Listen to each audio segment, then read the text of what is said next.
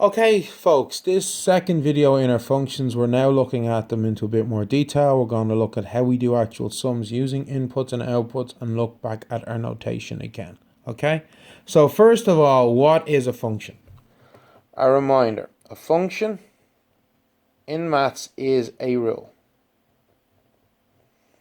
And the rule of, and part of this is that for every, in every function, for every input, that is the numbers we put into the function,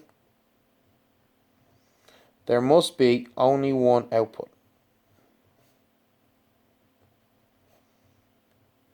That's the number we get out of the function. And remember, this is the cardinal rule of a function, folks, okay? If you see more than one input for more than one output for an input, if you get more than one answer for a number you subbed into the function, the equation is not a function, okay?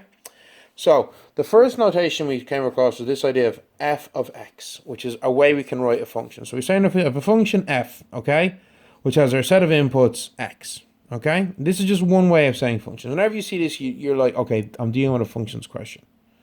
And another way we can write this is like so. We have an f of x with an arrow, but it's the same thing. These two things mean the same thing.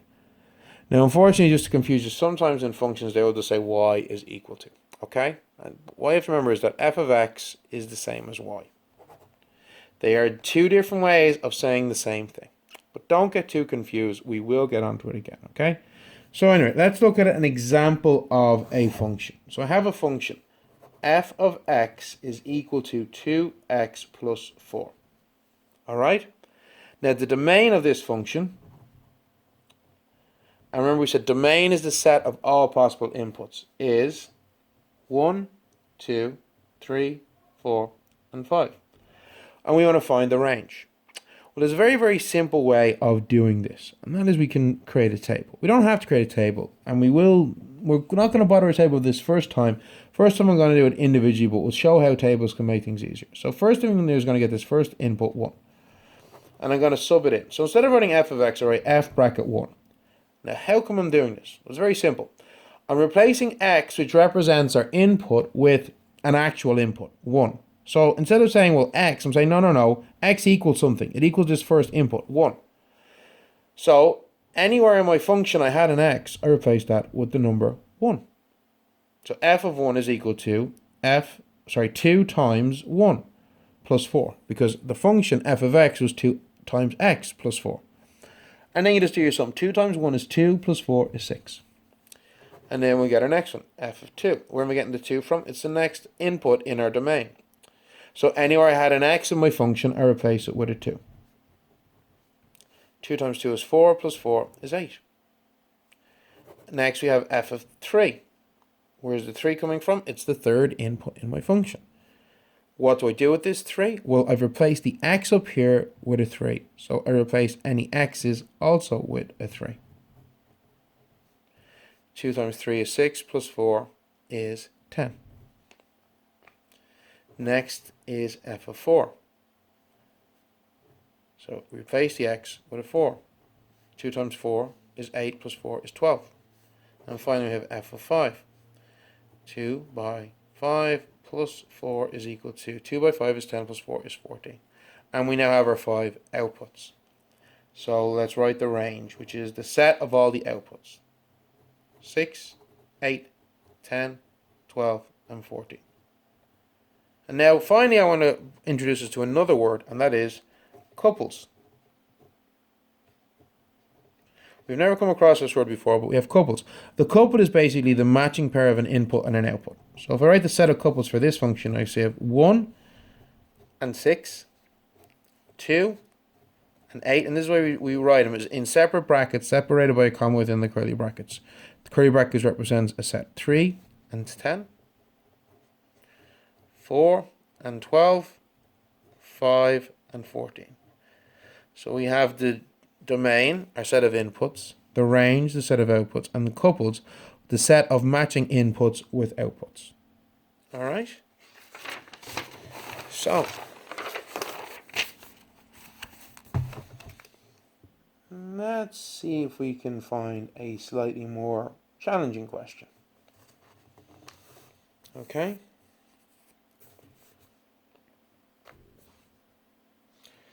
So I have a function. This time we're going to call it g of x. Doesn't matter.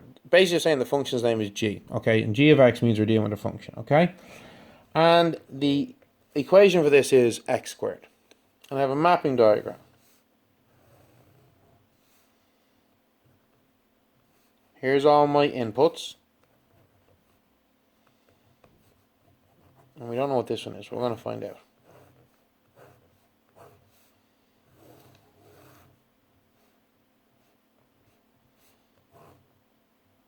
So, the first answer is 5. Well, how do we get that? Simple. G of 5. Where am I getting 5 from? It's my inputs. Where am I getting G from? It's the name of this function. G of x, I replace the x in the bracket, which represents our inputs, with an input, 5, equals 5 squared, which is 25. So the next one, G of 3, I'm replacing my x with a 3, is equal to 3 squared, which is 9. G of minus 6 squared. 6 by 6 is 36. Minus 6 by minus 6 is also 36, because minus by minus, folks, is a plus. What about 0? Well, 0 squared is 0. And then our last one, 49. So what we're saying here is that g of x is equal to x squared. Okay? So now we're saying that x squared is equal to 49. So we have an output. We want to try and find the input. So if we want to go work backwards, well, what's the opposite of square is a square root. So what's the square root of 49? 7. So my domain was 5, 3, minus 6, 0, and 7. And my range was 25, 9, 36, 0, and 49. Okay?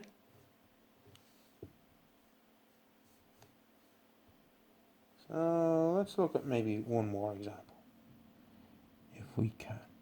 Something not too tricky.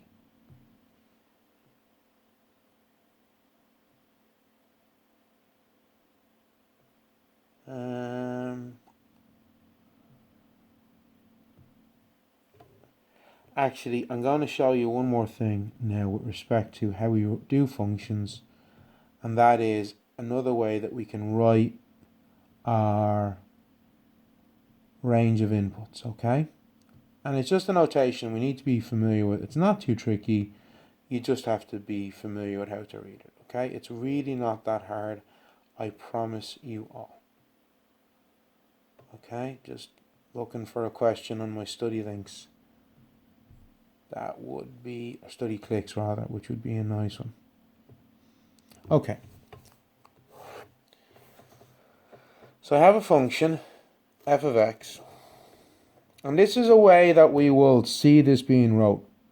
10x minus 4x squared. In the domain, and remember what does domain mean? It means our function. Minus 2 is less than or equal to x, which is less than or equal to 2. And you're like, what the hell does that mean, sir? Okay, where x is an element of OR. And now we're really confused. It's actually not that difficult, okay?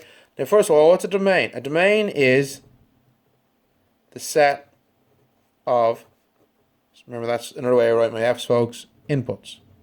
So they're saying the domain is all my numbers, different values of x. That's why they're saying we have an x here, going from minus 2 to 2. Okay, and what's this? X is an element of OR. X is an element of OR just tells us that it can be any numbers. So OR is the set of real numbers, which means fractions, decimals, and all that stuff. So it could be anything at all.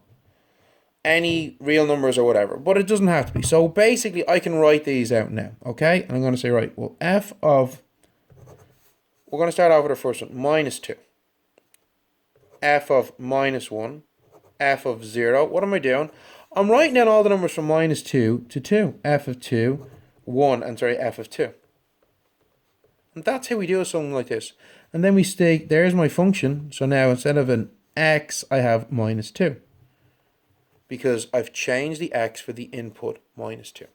So anywhere I have an x in the function, I change it to a minus 2. Now we just have to remember BOMDAS to know what order we do these in, okay? So we don't get confused. So brackets first, we don't have anything in the brackets. Next is powers or indices. Well, I've got a minus 2 squared here. So minus 2 by minus 2 is going to be 4. Okay? I got 10 minus 2 minus 4. And then we just further simplify. Well, 10, now we have multiply. 10 minus 2 is minus 20. Minus 4 by 4 is minus 16. So our final answer is minus 36. Okay? Next one.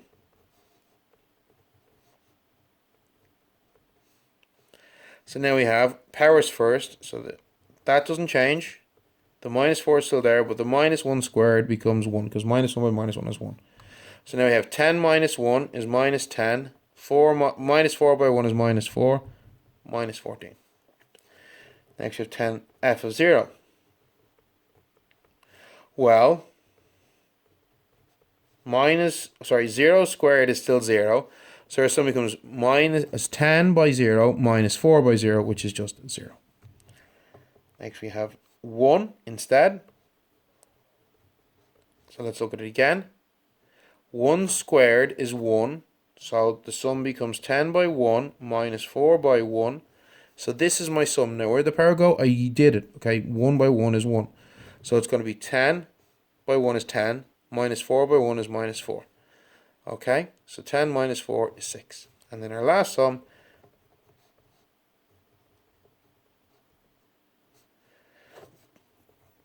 so powers first, minus 4, 2 to the power of 2, or 2 squared, is 4. So the sum becomes 10 by 2 is 20. Minus 4 by 4 is minus 16, so the answer is 4. So the range for this sum is equal to minus 36, minus 14, 0, 6, and 4. Okay? So that is another way that we can do these sums. Alright, so I hope these are helping. Keep up the good work. If you're stuck, if you have any questions, you can email me, send me messages via Google Classroom, or just ask me in class. Alright, so thanks everybody.